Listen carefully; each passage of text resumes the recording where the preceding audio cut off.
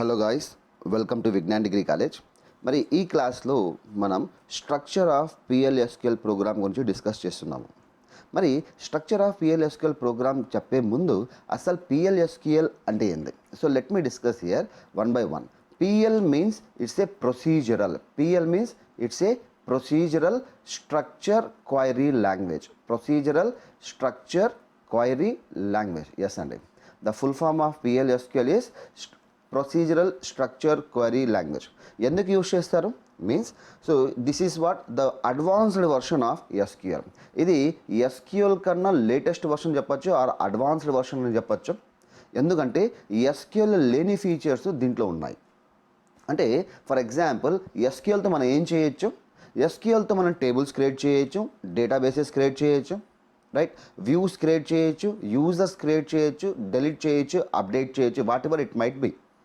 ఏమైతే మనం ఆపరేషన్స్, ఏవైతే ట్రాన్సాక్షన్స్ ఎస్క్యూఎల్లో చేస్తున్నామో ఆ అన్ని operations plus some extra features. So that is nothing but it's a పిఎల్ఎస్క్యూఎల్. మరి ఈ పిఎల్ఎస్క్యూఎల్తో మనం ఏం చేయొచ్చు అంటే we can able to perform the different queries in the sense questions, request. మనం పిఎల్ఎస్క్యూఎల్తో క్వైరీస్ పంపించవచ్చు. పిఎల్ఎస్క్యూఎల్తో మనం ట్రాన్స్ఫార్మ్స్ చేయొచ్చు. డేటాని ఒక ఫార్మాట్ నుంచి ఇంకొక ఒక ప్లేస్ నుంచి ఇంకొక ప్లేస్కి మనం ట్రాన్స్ఫార్మ్ చేయొచ్చు. అంటే డేటాబేస్ నుంచి అప్లికేషన్లోకి, అప్లికేషన్ టు డేటాబేస్, ఆ విధంగా ట్రాన్స్ఫార్మ్ చేయొచ్చు. In the same way after that here we have update చేయొచ్చు. పిఎల్ఎస్క్యూఎల్ నుంచి మనం అప్డేట్ చేయొచ్చు. పిఎల్ఎస్క్యూఎల్ నుంచి మనం డిజైన్ చేయొచ్చు. పిఎల్ఎస్క్యూఎల్ నుంచి మనం డీబగ్ చేయొచ్చు. Debugging in the sense error detection.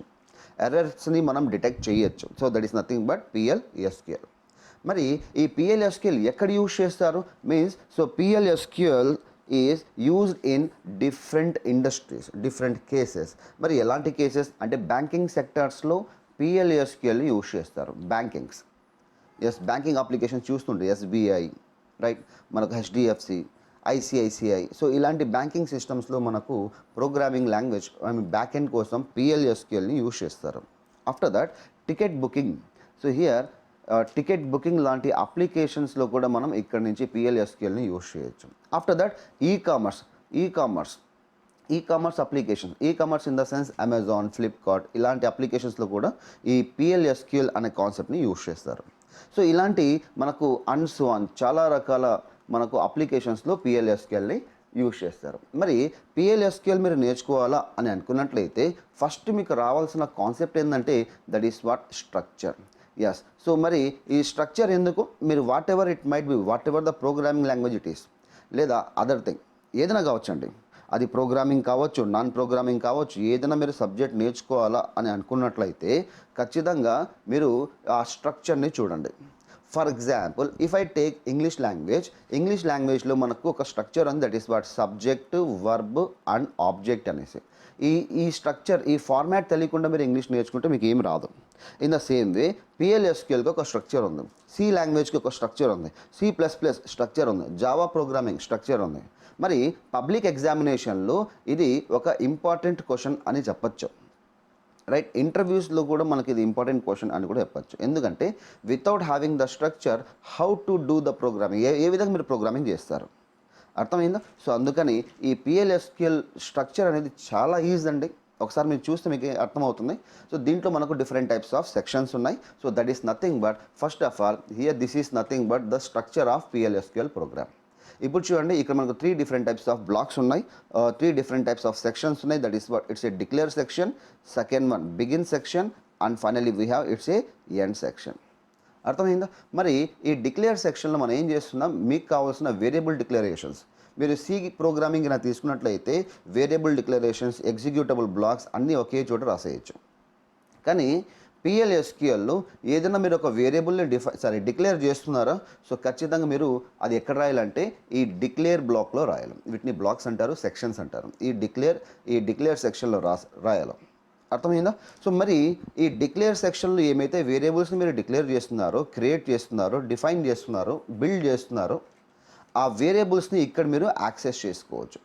ఆ వేరియబుల్స్ యొక్క ఎగ్జిక్యూటబుల్ కోడ్ని ఇక్కడ మీరు రాయొచ్చు. So this is nothing but ఇక్కడ మనకు ఎగ్జిక్యూటబుల్ కోడ్ ఉంటుంది. ఇక్కడ executable code, statements are nothing but the executable code. So మరి ఈ variable declarations means you are creating a variable, అంటే మెమరీ అలొకేషన్స్ మీరు క్రియేట్ చేస్తున్నారు అంతే by using those variables, creating variables.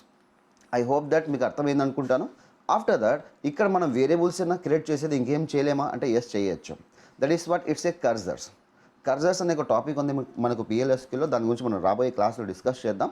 So మరి ఈ కర్సర్స్ని కూడా మీరు డిఫైన్ చేయొచ్చు. మరి ఎందుకు ఇక్కడ నేను ఈ విధంగా బ్రాకెట్స్ ఇచ్చాను, what's the reason for that? ఒక చిన్న ఎగ్జాంపుల్ తీసుకుంటాను, ఆ ఎగ్జాంపుల్ నుంచి మనం ఎక్స్ప్లెయిన్ చేసుకుంటాం ఎందుకు అలాంటి బ్రాకెట్స్ ఇక్కడ మనం యూజ్ చేస్తున్నాం అనేసి. ఫర్ ఎగ్జాంపుల్ ఓల్డెన్ డేస్లో మనకు ఏ విధంగా వచ్చేదంటే ఏదైనా ఒక రింగ్ టోన్ మీకు కావాలనుకుంటే, అంటే జియో రాకముందు మీకు ఏదైనా రింగ్ టోన్ కావాలనుకుంటే అప్పుడు మీరు for example SMS something like that space, ఇలా కాదండి, SMS RT something like that space, ఒక చిన్న ఎగ్జాంపుల్ తీసుకుంటాను, ఈ space something like that something 4231258888 అని వచ్చేది. అంటే దిస్ ఈజ్ నథింగ్ బట్ ఒక రింగ్ టోన్ మీకు కావాలనుకుంటే అంటే SMS చేయండి RT అంటే రింగ్ టోన్ అని. ఈ విధంగా అంటే ఇక్కడ మనకు యాంగులర్ బ్రాకెట్స్ని యూజ్ చేసేవాళ్ళు. అంటే దీంట్లో ఏది కరెక్ట్ అంటే ఫస్ట్ వన్ కరెక్టా లేదంటే SMS RT same as it is. ఇప్పుడు నేను ఈ విధంగా రాసుకుంటాను స్పేస్, అంటే ఇక్కడ నేను బ్రాకెట్స్ని యూజ్ చేస్తున్నాను, రౌండెడ్ బ్రాకెట్స్ 258888 ఫర్ ఎగ్జాంపుల్.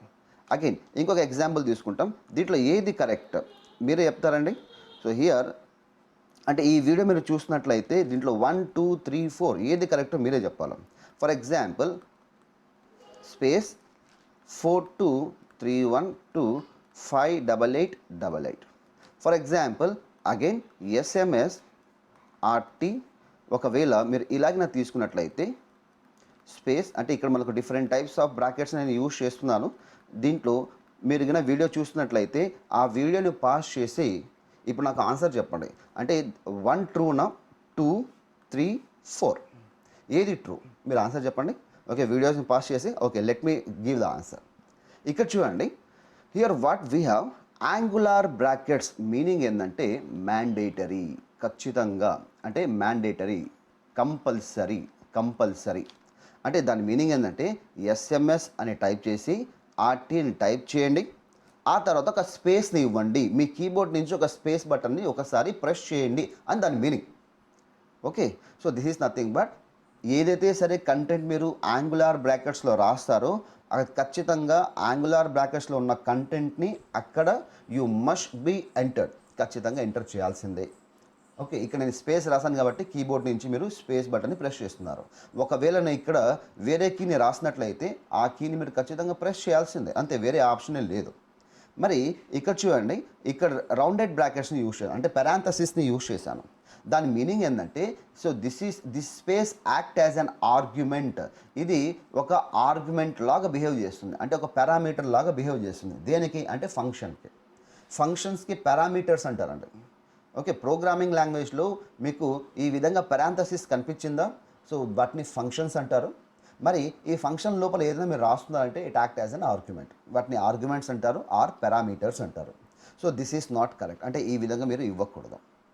ఇప్పుడు చూడండి, right now SMS RT space ఇక్కడ నేను స్క్వేర్ బ్రాకెట్స్లో ఇచ్చాను, square brackets. What does it mean here square brackets? Square brackets యొక్క మీనింగ్ ఏంటంటే ఆప్షనల్.